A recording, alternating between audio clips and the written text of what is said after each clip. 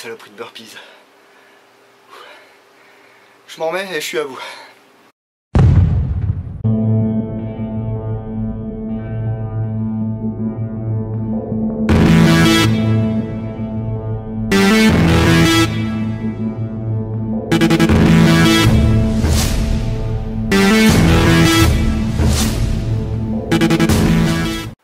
Hey, bienvenue à la fac 3000, la fac 3000, la fac pas débile. On commence avec une question de Toine du 62-129. C'est ta date de naissance? Pour toi, quelle est la meilleure réplique de FAMAS, marque et site? Concernant la marque, j'ai eu moi en main que le Marui, que je possède depuis de nombreuses années maintenant, et puis le Jinpeng. Jinpeng qui était un peu tout bizarre, il y avait des morceaux de métal dedans qui n'avaient pas à y être, enfin bref, il était mal équilibré, à l'intérieur c'était un petit peu la misère. Bon, le Cybergun apparemment qui est sorti il y a quelques années est une bonne réplique aussi, hein, qui se rapproche bien de la Marui, qui couine un petit peu moins apparemment au niveau des plastiques. Cela dit, je ne l'ai jamais essayé, donc je ne peux pas vraiment te dire ce qui sort en puissance, la portée, la précision, tout ça. Donc moi par défaut j'irai sur du Marui, mais il y a un sujet complet sur le FAMAS sur France Airsoft. Tu en apprendras beaucoup plus, notamment sur la comparaison entre le Marui et le Cybergun. Et une fois que tu as fait ton choix, c'est à toi de choisir la boutique qui te met le plus en confiance. Il y a Supreme de Low qui me demande: as-tu déjà tiré à balles réelles? Non, ça fait trop peur les balles.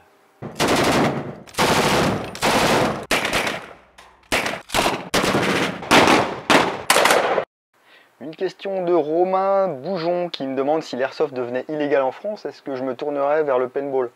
Alors je ne préfère pas penser que l'airsoft deviendra illégal en France, même si on n'est jamais à l'abri, hein. Il suffit qu'il y ait quelqu'un de haut placé qui commence à dire non j'aime pas l'airsoft, t'es pas bien.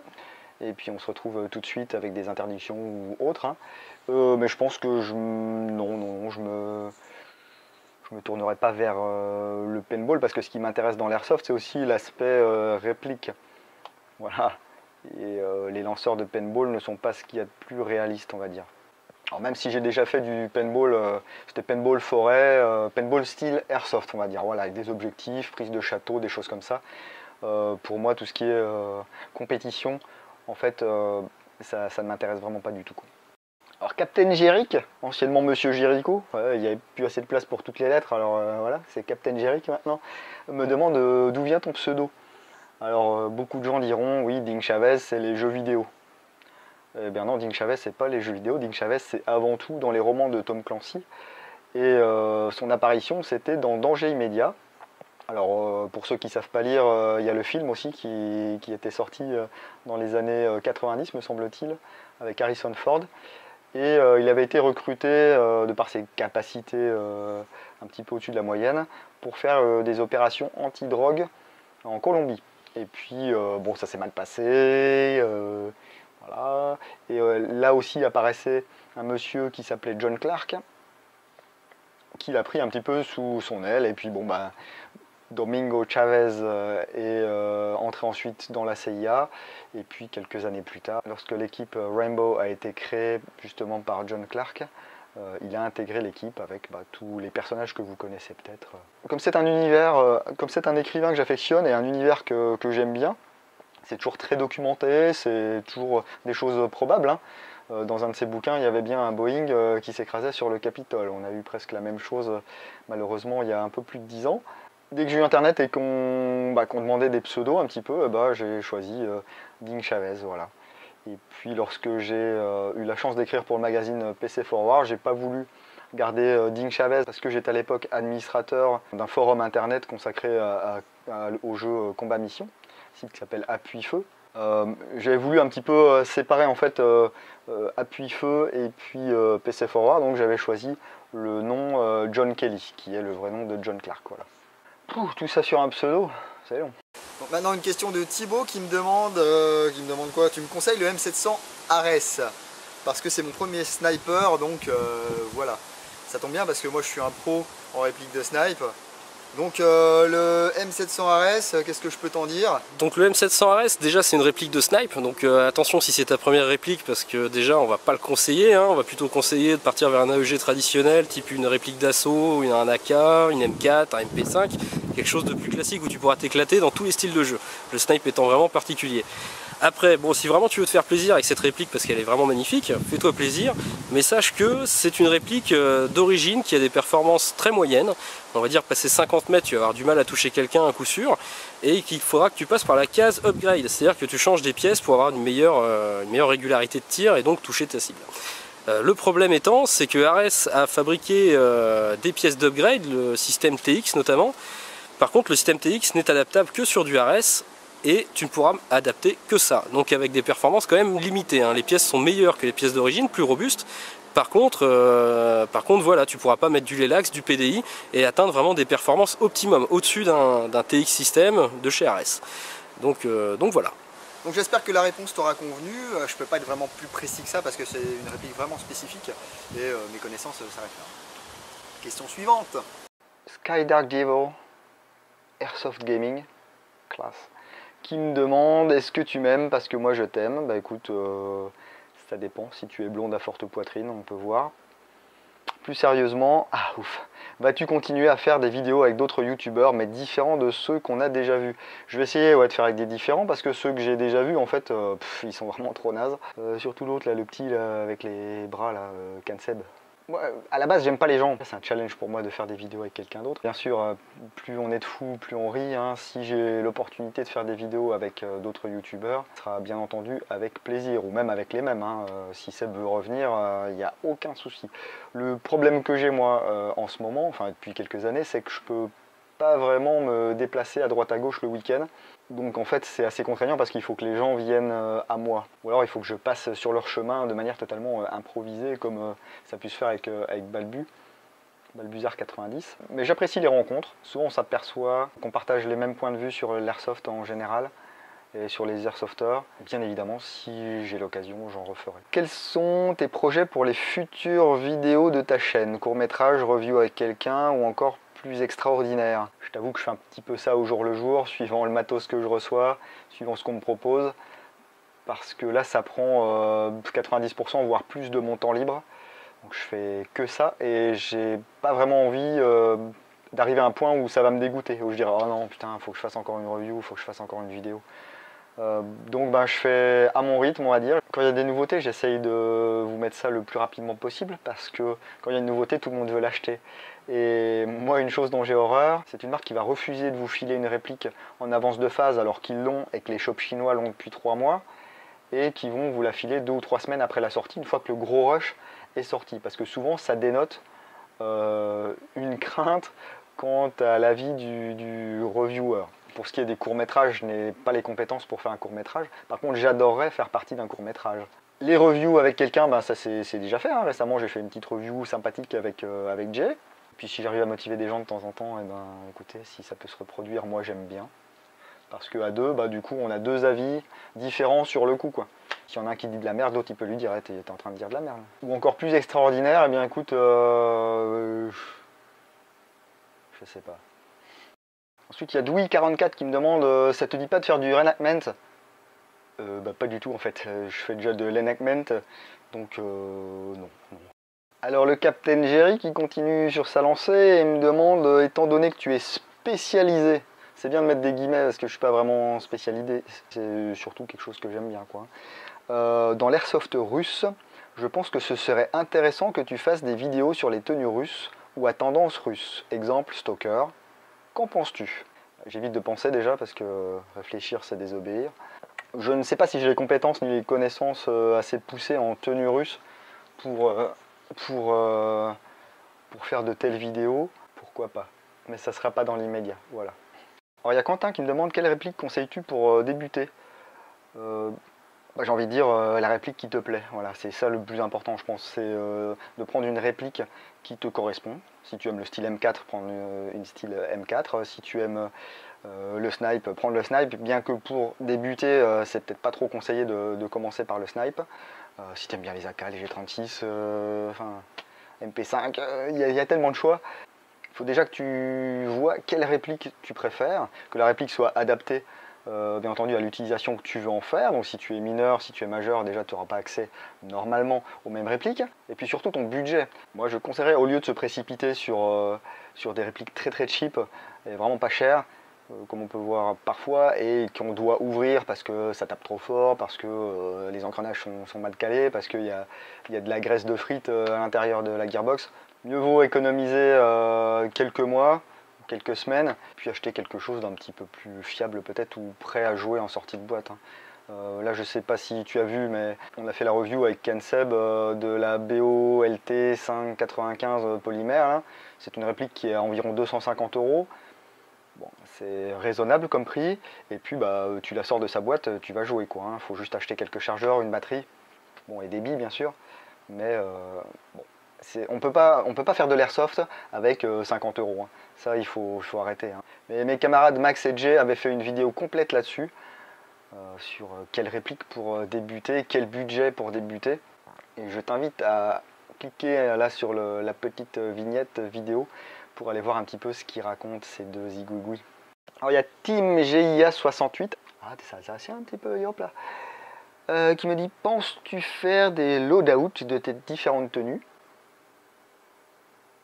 La réponse a priori est non, parce que je sais pas. Si j'ai vraiment beaucoup de demandes, je le ferai, mais je vois pas vraiment l'intérêt quoi. Je pense que chacun a sa propre manière d'aborder ses tenues. Faire un loadout c'est bien, mais qu'est-ce que ça apporterait? Donc voilà, si j'ai vraiment pas mal de demandes. Et penses-tu faire des parties filmées? Alors sur les terrains Wild Trigger, non, je n'y vais pas. Pourquoi? Parce que j'ai pas le temps, voilà, ils sont pas forcément à côté de chez moi, parce que les scénars ne me conviennent pas forcément, parce que les dress codes ne me conviennent pas forcément, parce que l'aspect ou la définition milsim qui est abordée sur ces parties ne me convient pas non plus forcément, et parce que bien souvent les objectifs ne me conviennent pas.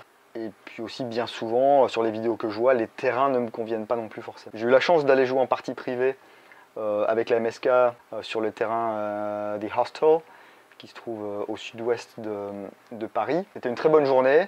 Par contre, voilà, quoi, tu reviens, tu te dis, ça y est, je vais choper un cancer. Voilà, je trouve dommage qu'un pro ne prenne pas le temps de nettoyer les terrains. Alors, c'est peut-être prévu pour plus tard, mais bon, pendant ce temps, il y a des gens qui viennent, qui jouent, il y a des débris par terre, il y a de la poussière, on ne sait pas trop de quoi, il y a de la laine de verre, on ne sait pas trop, enfin des fois qui tombent des plafonds, des morceaux de métal.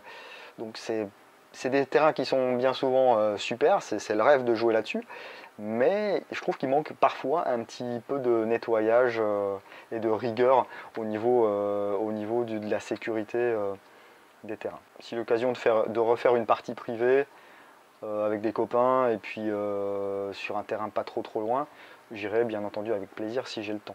Alors Guillaume, si quelqu'un te montre cette vidéo ou si tu vois cette vidéo, je soutiens quand même l'initiative parce que y a aussi le fait d'apporter aux joueurs des terrains qu'autrement peut-être aucune association aurait eu la légitimité ou aurait eu les autorisations pour occuper quoi. Lorsqu'on a déjà plusieurs terrains, eh bien on a peut-être cette légitimité qu'une asso d'airsoft n'a pas malheureusement. Puis j'ai ouï dire que pour les gens qui aidaient, il était plutôt cool et puis il accordait les accès au terrain. Donc moi je souhaite bonne chance pour l'avenir à Wild Trigger et j'espère que ça se mettra en place petit à petit et puis que les terrains seront nettoyés, sécurisés et que ça permettra à de nombreux joueurs qui n'ont ni asso ni terrain d'aller s'éclater tous les dimanches quoi. Quant à la question, penses-tu faire des parties filmées? En fait, il y a une playlist avec toutes les parties, donc c'est déjà fait en fait. Si la question c'est est-ce que tu vas en refaire, oui, j'en ai plein en retard, mais voilà, j'ai pas le temps de tout faire. Ensuite, une question de Kilua Zoldik qui me demande quelle est ta réplique la plus puissante et comptes-tu faire d'autres vidéos avec des youtubeurs? Bien, ma réplique la plus puissante, j'en ai deux qui sont à peu près d'égale puissance. C'est le SVD, le Dragunov Real Sword, qui a un petit peu moins de 450 fps, Et puis le HK417 en version AEG 20 pouces qui est également pile poil en dessous de 450. Parce que là où je jouais, en fait les AEG de Snipe étaient autorisés tant qu'on mettait le petit MOSFET, vous savez le petit MOSFET King Kong là dont j'ai déjà parlé plusieurs fois, avec un délai de sniper de 2 secondes. Pour pas faire de semi-rapide bien sûr avec une réplique à 450. Et concernant les vidéos avec d'autres youtubeurs, eh ben, si j'ai l'occasion j'en ferai. C'est toujours un plaisir pour moi de rencontrer d'autres joueurs. Pour moi le terme youtubeur, maintenant n'importe quel gars avec une GoPro, une caméra ou un téléphone portable, il poste une vidéo sur YouTube, voilà quoi. Est-ce que c'est pour autant un youtubeur? Pour moi YouTube c'est juste un moyen de communiquer avec vous et puis de vous faire découvrir le travail que je fais sur le blog, voilà. Donc oui, si j'en ai l'opportunité, je ferai d'autres vidéos avec des youtubeurs, ou pas des youtubeurs d'ailleurs, hein, ça peut être des joueurs, soit des assos environnantes, ou des joueurs que je rencontre au gré de mes pérégrinations. Alors il y a Team Fournicator Code LOL Fun qui me demande salut, est-ce que tu vends quelques-unes de tes répliques? Si oui, comment pourrais-tu les vendre? Merci. Ben oui, j'en vends assez souvent, hein. Il faut soit regarder les annonces sur France Airsoft ou soit regarder les petites annonces sur Sky Airsoft aussi, le site Sky Airsoft qui est partenaire de l'Antre du Dingo, hein. Donc, le lien est dans la description de la vidéo. Et puis il faut être majeur, hein. Voilà, tout simplement. Passons maintenant à une petite rubrique Seconde Guerre mondiale. J'ai eu plusieurs questions concernant les répliques et les tenues Seconde Guerre mondiale. Uscarl PCM qui me demande à quand de l'airsoft Deuxième Guerre mondiale. J'ai envie de te répondre probablement jamais, parce que c'est un vrai métier, hein, la Seconde Guerre mondiale. C'est vraiment des tenues différentes, c'est vraiment des répliques différentes. Si j'ai l'occasion de faire une review d'une réplique Seconde Guerre mondiale, je la ferai avec plaisir, parce que ce sont des répliques qui m'intéressent, hein.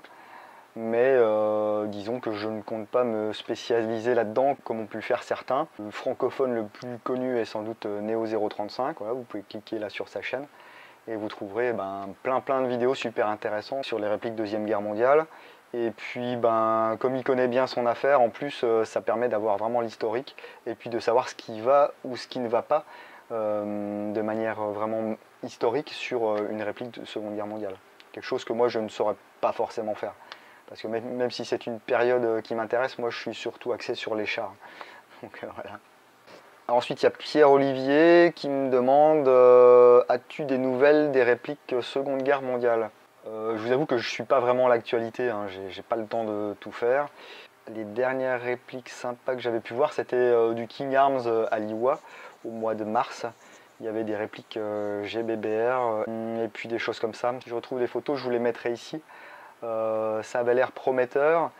Après, est-ce que c'est vraiment des répliques Seconde Guerre mondiale et pas plus tardives, on va dire? Ça, je ne saurais pas vous dire, hein.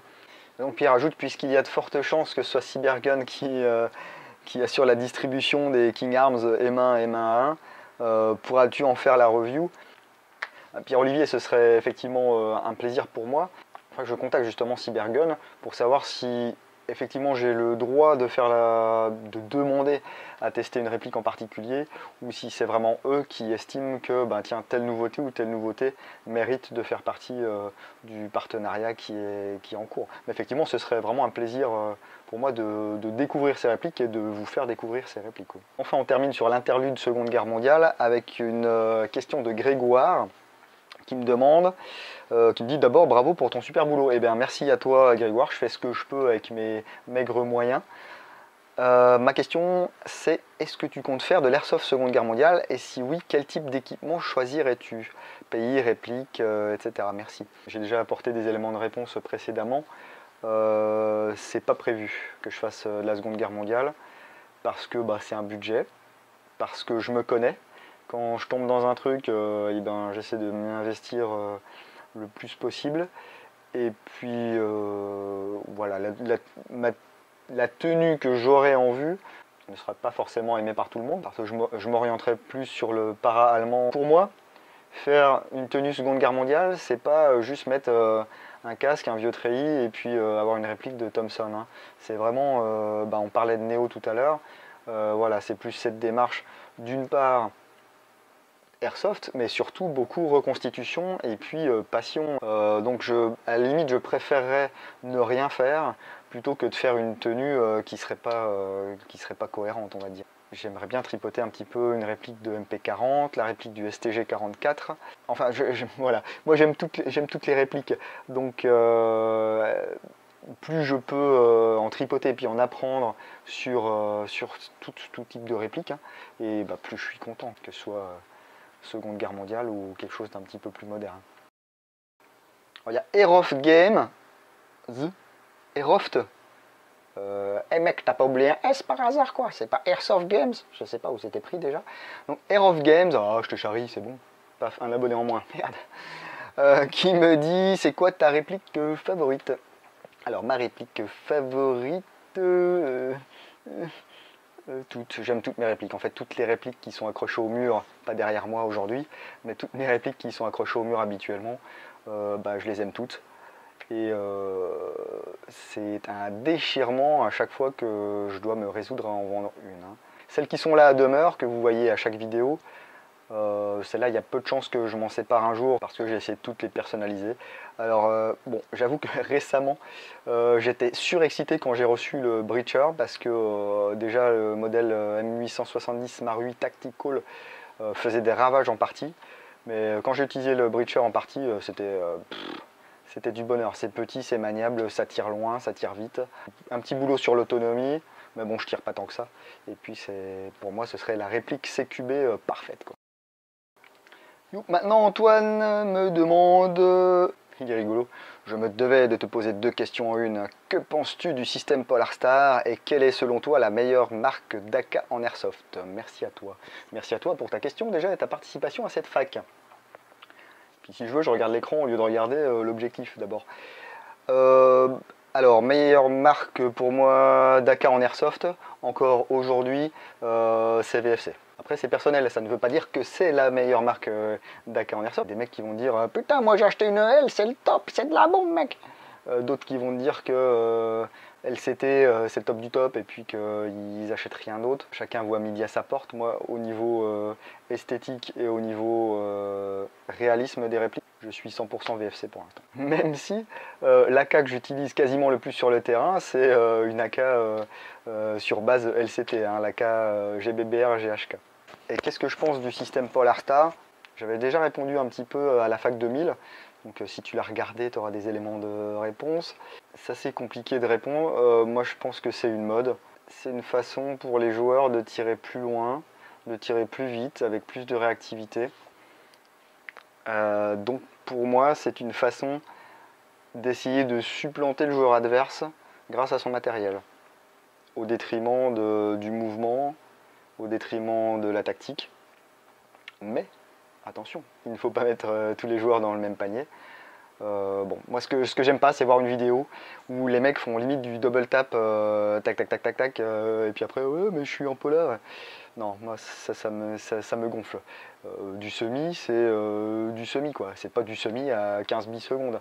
Il y a d'ailleurs des parties où les Polarstar sont bannis à cause de ça, à cause du comportement des gens. C'est pas à cause du système Polarstar, c'est parce que les gens se comportent de manière un petit peu stupide avec leur Polarstar quoi. Au lieu de tirer 2 billes, ils vont tirer 25, c'est bon quoi. Le gars, s'il en a pris 2, après s'il sort pas, c'est autre chose, il faut viser les yeux. Ce que je peux en dire, c'est que j'ai essayé, j'ai bien aimé le système, parce que c'est un système qui te permet d'avoir une régularité, et puis de régler ton flux d'air, pour vraiment avoir un rendement maximum, et puis atteindre du coup des portées et des efficacités maximales. Mais c'est l'absence de sensation moi, qui me pose problème. Cela dit, surveillez bien la chaîne, parce qu'il y aura des reportages et des vidéos sur le système Polarstar et sur le système Wolverine aussi. Hein. Y a le président de Wolverine qui m'a contacté, et je devrais recevoir un exemplaire très bientôt. Bien sûr, je lui ai demandé qu'il m'envoie un exemplaire pour mettre dans une AK, hein, faut pas déconner. PS, continue comme ça, garde ton originalité et ton humour, car c'est l'âme de ta chaîne et c'est ce qui donne tout son cachet. Alors j'ai pas tout compris parce qu'il y a des mots de plus de 2 syllabes, mais merci quand même Antoine. Hein. Ensuite, Florian Brunet me demande à quand... je pense que tu te drogues Florian. Hein. À quand une vidéo où ce sont tes répliques qui prennent la parole et font les reviews ou un loadout pour changer un peu. Eh bien écoute, j'ai essayé de faire bosser mes répliques, hein, mais elles veulent rien foutre. Hein. Elles sont syndiquées et puis bah, elles veulent des sous. Des sous, moi j'ai tout donné au trésor public, donc là c'est pas possible. Hop, il y a Thomas Charlet qui me demande, dit je suis possesseur d'une réplique Airsoft d'AK-47. Oui, enfin d'AK quoi. J'aimerais savoir si n'importe quel gilet tactique peut porter des chargeurs d'AK. Merci. Joli, hein, je triche, vous voyez depuis le début. Bah écoute, Tom,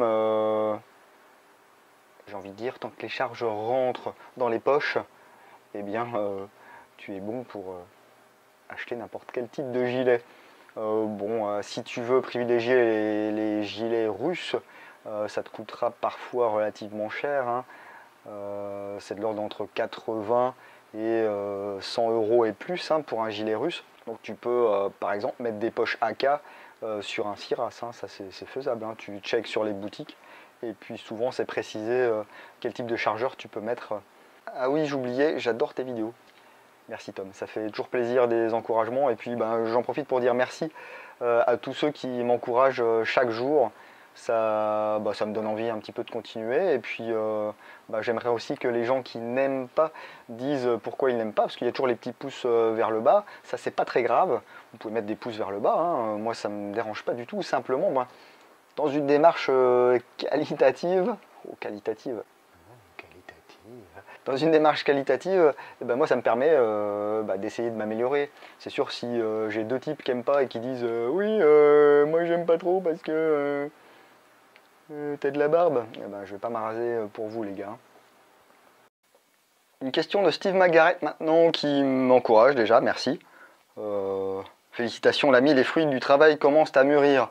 Tous les jours vous êtes un petit peu plus nombreux à suivre la chaîne YouTube, donc espérons que tous les jours vous serez un petit peu plus nombreux à regarder le travail qui se fait dans le blog et puis toutes les news hein, toujours sur la page Facebook de l'Antre.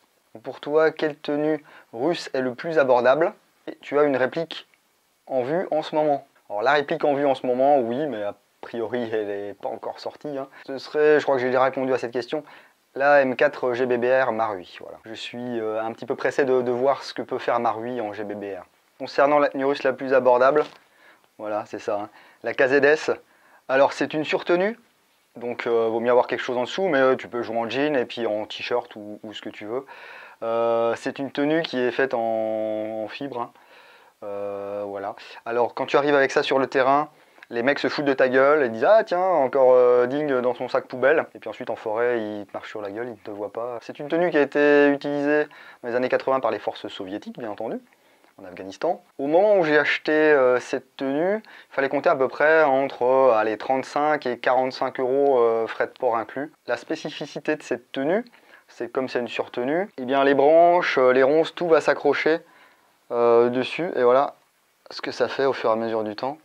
Le motif qui a été largement repris sur d'autres tenues russes ensuite hein, et qui est toujours aussi efficace. Voilà, donc KZS sur tenue. C'est en plus assez intemporel comme tenue, on peut en voir encore un petit peu partout, hein, moins dans les régiments des forces conventionnelles russes. Et puis tu as une capuche, voilà. Donc tu te mets comme ça dans un buisson, je peux dire que les mecs qui te passent à côté ils ne te voient pas. Hein. Tester et approuver. Et je pense qu'il y a beaucoup de russophiles qui regardent cette vidéo et qui me contrediront pas.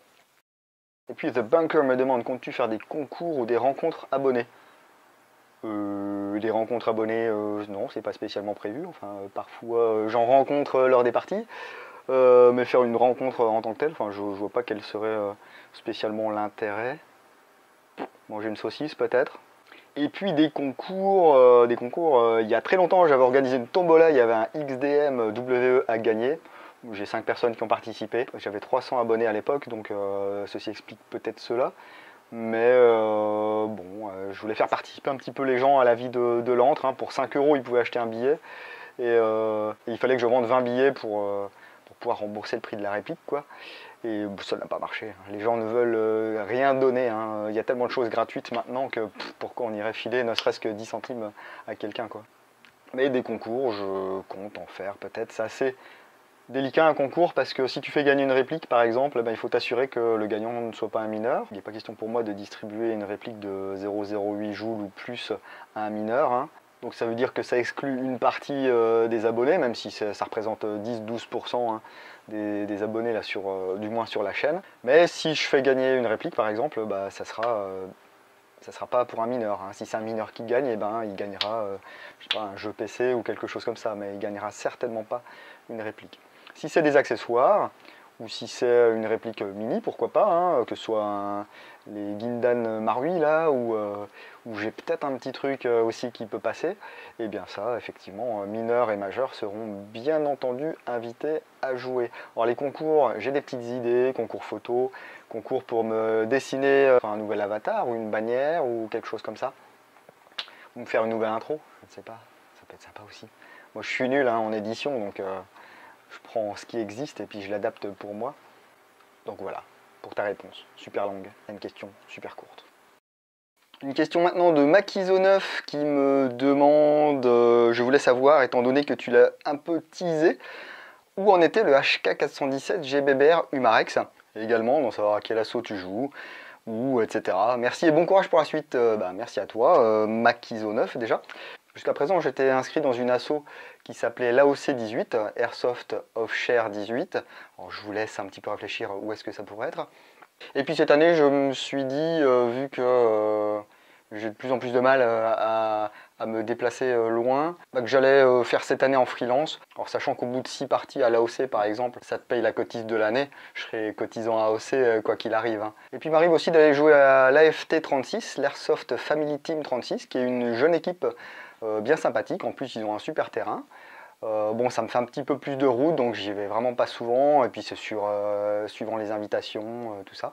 Je vais également jouer à la BSA 18, hein, qui se situe un petit peu plus proche de chez moi, là, qui a un terrain en CQB depuis quelques mois. Voilà, je tourne, et puis on a la chance d'avoir quelques assos qui s'entendent quand même plutôt pas trop mal, donc il y a des invitations sur les terrains les uns des autres. Cette année, en fait, pour l'instant, j'ai pas prévu de prendre une cotise où que ce soit. Ça se fera au fur et à mesure des parties parce que les parties sont payantes. Et puis dans la plupart des assos, une fois que tu as le taf et que ça correspond à la PAF annuelle, eh bien tu es considéré comme étant adhérent. Concernant le HK417 GBBR, je vois pas de quoi tu parles. Ah si, peut-être oui, cette vidéo qui date de mars. Oui, on était à Liwa. Hein. C'est lorsque Red Dot avait encore un brillant avenir devant lui. Après que tu dises que je tease, bon, je suis pas très d'accord. Est-ce que ça vous a vraiment donné envie de le voir dans l'antre, celui-là? Est-ce que ça vous fait hérisser les poils des avant-bras? Bon, je suis pas certain, hein, mais bon, on se retrouvera bientôt avec ce petit joujou. Ne vous inquiétez pas. Alors, il y a le copain Balbuzard90. Dis donc. Plus ça va et plus ta chaîne, c'est un roman, le machin. Attends, Balbuzard90, French Airsoft YouTuber, pardon, j'allais dire player, donc tu plais plus, tu YouTube maintenant, tu es un French Airsoft YouTuber.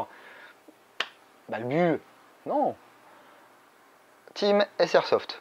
Ah, bien ça, bien, sympa. Et pour ceux qui sont dans l'Est, là, Haut-Rhin, territoire de Belfort, Doubs, Haute-Saône, n'hésitez pas à faire un tour sur le forum de la S-Airsoft et puis à vous manifester quand ils font des parties parce que c'est des bons gars. Salut mon dingo. Salut Balbu. Comme en ce moment tu es très marui, que penses-tu du système sonore qu'ils ont développé? Pur gadget ou réel intérêt? Ouais, tu dois parler du VSR10 là avec le système qui fait un bruit de tir lorsque tu percutes. Je sais pas. Je t'avoue que j'adorerais essayer le système. Hein. Tout ce genre de trucs là, de nouveautés, j'adore. Après, réel intérêt. Si tout le monde joue avec ça, si tout le monde entend ça, pourquoi pas? Après, jouer avec un casque audio et puis se taper son trip tout seul dans un buisson. Oh, trop bien, j'ai touché personne. Bon, chacun fait ce qui lui plaît, mais bon, faut pas déconner quoi. Donc, ce que j'en pense, c'est que comme je ne l'ai pas essayé, pour l'instant, j'en pense pas grand-chose, mais d'après ce que j'ai vu, eh bien, effectivement, ce serait plus gadget qu'autre chose. Une question maintenant de Clash Fou qui me demande quelle réplique t'a fait le plus vibrer in-game et quel est ton gros coup de cœur, une réplique en particulier. Alors in-game, il y a 2 répliques qui m'ont fait vraiment très très plaisir de par leur efficacité et puis le plaisir de jouer avec. Non mais en fait, il y en a 3. le Breacher Marui, le MU170 Tactical Marui, et puis l'AKM GHK. Mon gros coup de cœur, on va dire, c'est vraiment cette petite AKS 74U VFC que j'ai équipée d'un SCU. Vous avez peut-être vu la vidéo il y a quelques temps. Celle-ci, elle m'accompagne quasiment partout, soit en réplique principale, soit en secours. Franchement, c'est du gros kiff. Une question de Monsieur Cho 90-160, qui en fait est le poulpe, mais déguisé, qui me demande pourquoi tu déglutis. Et ben en fait, au début, j'essayais un petit peu de faire des vidéos où je déglutissais pas trop. Et puis au fur et à mesure du temps, et ben, je veux dire, il y a quand même un petit peu de trucs qui s'accumulaient dans ma bouche. Et du coup, ben, c'est pas que je salive trop, mais bon, en fait, c'est que ça part partout. Alors du coup, ben, je déglutis de temps en temps, histoire de pas baver partout. Voilà. Après, désolé que tu fasses une fixette là-dessus. Il y a Noloche qui me demande de quelle réplique j'aimerais avoir l'exclu de la review. Bah, écoute, pour l'instant, ce serait le M4 GBBR Marui là, qui devrait sortir bientôt. À mon avis, ça ne sera pas cette année, hein, sauf surprise, on ne sait jamais. Mais voilà, pour voir un petit peu ce que Marui peut nous faire en GBBR. Ils font déjà de très bons GBB depuis des années, ils font de très bons AEG aussi. Donc bon, quand tu vois Marui qui se lance dans le GBBR, tu sais déjà que ça fera moins d'un joule. Donc tu n'auras pas besoin de mettre des valves, réductrices de puissance, des choses comme ça. Donc ça peut être sympa. Et puis bah, ils sont quand même au point au niveau des hop-up. Donc on peut avoir quelque chose de puissance raisonnable avec une trajectoire raisonnable. Et puis une finition aussi très très bien, hein. Traité Cerakote, la réplique, c'est quand même pas mal. Les exclus, j'en suis un peu revenu. C'est sympa d'être le premier à faire une vidéo sur une réplique, mais c'est pas pour ça que tu as plus de vues. Parce que ben, déjà ma chaîne n'est pas spécialement connue, hein. Et puis il y a des gens qui vivent leur vie par procuration au travers d'une personne en particulier. Tu as des gens qui vont pas sortir des vidéos de Seb, par exemple, de CanSeb. Tu as des gens qui seront à fond sur Blaze 39 et tout ce que font les autres, pour eux, ça sera inintéressant. C'est leur point de vue, mais ça fait que du coup, bah, ils se privent parfois d'informations. Et puis moi, je trouve intéressant d'avoir quand même des points de vue différents sur des répliques différentes. C'est pour ça que vous avez peut-être vu qu'il y avait un partenariat qui s'était mis en route avec Cybergun. Je trouve ça assez enrichissant parce que du coup vous avez l'avis de 5, 6, 7, 8, 10 personnes sur une même réplique. Ça vous permet vraiment de faire votre choix au bout du compte, quoi. Et voilà, M4 GBBR Marui, et puis j'ai été super content et super fier. Ensuite Jongleman, salut Jongleman, qui me demande: portes-tu la barbe par choix? Il me plaise pas mes poils? Bien oui, c'est un choix parce que si j'enlève mes poils, en fait, vous allez voir mon visage et les abonnés vont passer de 3200 hein, aujourd'hui, voire peut-être même on est plus proche des 3300 à 4. Voilà, ça sera les gens de ma famille. Ah bah non, 0 en fait. Ou c'est pas du tout intéressant, ou qu'il n'y a pas ce que les gens recherchent, mais bon, c'est pas grave. Moi, je fais à ma manière et puis voilà, les gens qui s'intéressent, ils restent, et les gens qui s'intéressent pas, ben, ils vont voir ailleurs, c'est tout. Ensuite Jongleman, salut Jongleman, qui me demande: portes-tu la barbe par choix? Il me plaise pas mes poils? Bien oui, c'est un choix parce que si j'enlève mes poils, en fait, vous allez voir mon visage et les abonnés vont passer de 3200 hein, aujourd'hui, voire peut-être même on est plus proche des 3300 à 4. Voilà, ça sera les gens de ma famille. Ah bah non, 0 en fait. On a eu l'interlude Seconde Guerre mondiale, maintenant on a l'interlude Les questions de Purifieur 1990. Je précise que je suis belge, vive la frite. Et bien écoute, j'ai envie de te dire, vive la frite, vive la bière, voilà, vive la Belgique, voilà. Putain, ça c'est un pays qui a tout compris. Ils n'ont pas eu de gouvernement pendant je sais pas combien de temps et... La crise quoi, allô? Non, on s'en fout. Quand est-ce qu'on fait pareil quoi? On s'en fout. Alors, salut Anago. Possibilité d'avoir des infos sur les livraisons de Julien. Donc Julien Impulse, hein, Impulse, boutique Impulse, là, Impulse. Douane, temps de livraison, réduction. Alors, temps de livraison, c'est aléatoire, n'est-ce pas? Car si la poste japonaise va vite, en général ça met une petite semaine, il y a encore le paramètre de ta poste nationale. Est-ce qu'ils vont vite, est-ce qu'ils vont pas vite, est-ce qu'ils gardent les colis pour dédouanement, est-ce qu'ils gardent pas les colis pour dédouanement? Ça, je ne sais pas ce qu'il en est en Belgique, hein. Douane, eh ben, douane, c'est la vie, hein. Réduction. Bah écoute, tu lui dis que tu viens de ma part, il va te faire 50% de suite sur n'importe quelle réplique. Ou non. Combien de répliques possèdes-tu? Et si tu en as beaucoup, je suppose que joue plus sur la collection que les performances. Alors je n'ai pas très bien compris la question. J'essaye au maximum d'avoir des répliques qui tirent à peu près droit et plutôt loin. J'essaye d'avoir des répliques avec des puissances adaptées à l'usage que j'en fais. Des répliques courtes plutôt pas puissantes et répliques plus longues plus puissantes. Combien de répliques je possède? Je t'invite à regarder la fac 2000. Quelle est ta réplique la plus chère et ta préférée? Alors la plus chère, là c'est probablement, alors pas en sortie de boîte, hein, mais avec les accessoires et tout, c'est probablement mon HK416 WE, voilà, que tu peux découvrir ici un petit peu en image. Parce que y a pas mal de pièces RS dessus et ça coûte une blinde, surtout la crosse. Il est beau, hein, il est beau. Non, tu n'aimes pas? Si tu aimes. Si tu clique j'aime si tu aimes. Clique j'aime. Et pour ce qui est de ma réplique préférée, j'ai déjà répondu à cette question. J'aime toutes mes répliques. Il n'y a pas vraiment de préféré. Je ne préfère pas faire de jalouse parce qu'après elles tirent pas, elles tirent dans les coins, elles tirent n'importe où. Donc non, je vous aime toutes les filles. Alors si tu es dans les upgrades, comme pour un PC de bête de concours, quelle serait ta config? J'essaye de comprendre les questions en même temps. Franchement, des fois je lis des sujets sur certains forums où les mecs se prennent le chou pour avoir, je sais pas, ils enlèvent des dents au piston, ils font des machins avec des rondelles de caoutchouc, je sais pas quoi, pour avoir des avances, des retards, des trucs. Écoute, moi, avec mes répliques, je suis un peu comme une femme avec sa voiture. Misogynie! C'est-à-dire que tant que ça fonctionne, eh ben, je suis content. Voilà, je m'y attarde pas trop. J'ai une AK où j'ai mis un SCU, j'en suis content. La plupart de mes AK, j'ai mis des canons Tanio Koba. Là, je commence un petit peu à toutes leur mettre des moteurs high torque SHS pour gagner un petit peu en réactivité.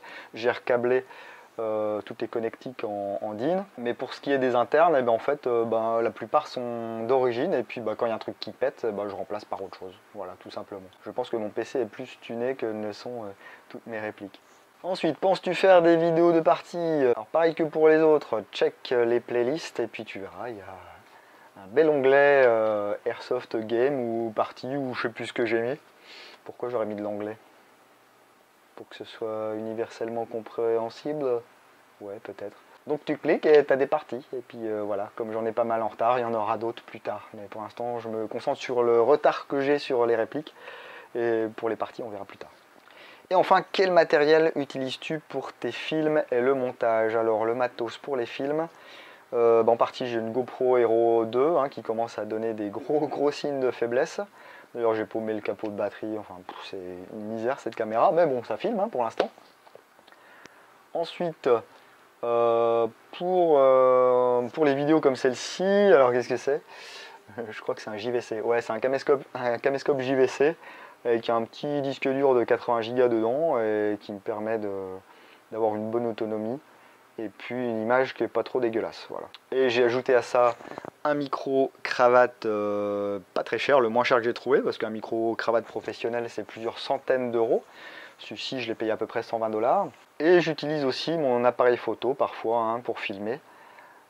C'est un appareil bridge parce que j'ai pas assez de sous pour m'acheter un réflexe numérique, donc voilà pour le matos. Alors pour ce qui est du logiciel de montage, j'utilise Vegas 12 que j'ai eu la chance d'avoir sur une promo sur le site de Sony il y a 2 ans il me semble.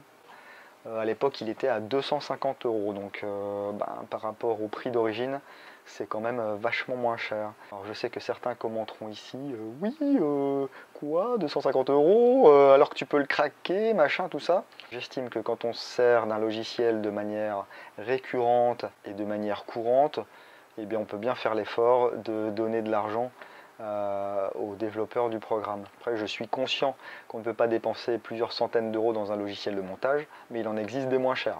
Voilà. Ah bah oui, il avait une autre question, Purifier 1990.